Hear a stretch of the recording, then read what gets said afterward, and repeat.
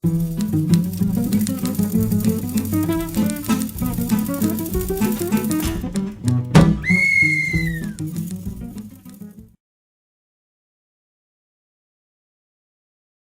cancer is the second most common and second deadliest cancer for women.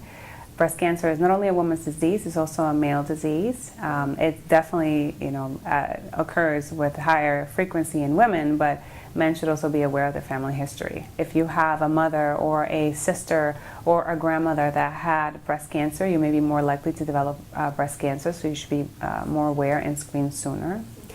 Among our women, minority women, even though black women are diagnosed less often with breast cancer, that they die more often. So there are many factors that affect breast cancer disparities between black and white women and between white and Latina women.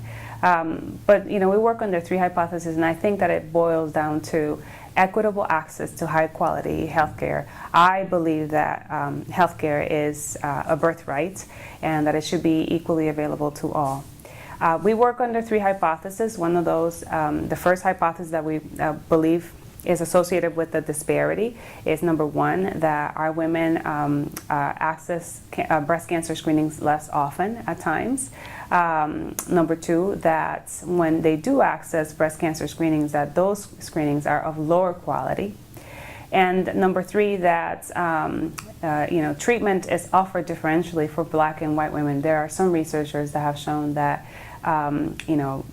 black women are less likely to be offered treatments such as radiation prior to surgery, which may reduce the tumors.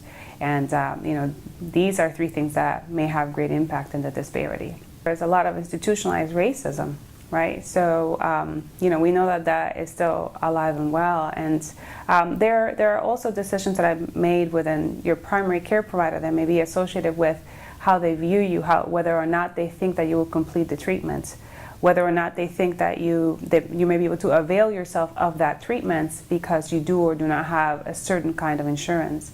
So at times a physician makes decisions that perhaps do not belong to them, or perhaps they feel like they should make them and not put the patient in a position to be burdened by that decision if they are not able to either afford the treatment or access a treatment that they think may be more curative.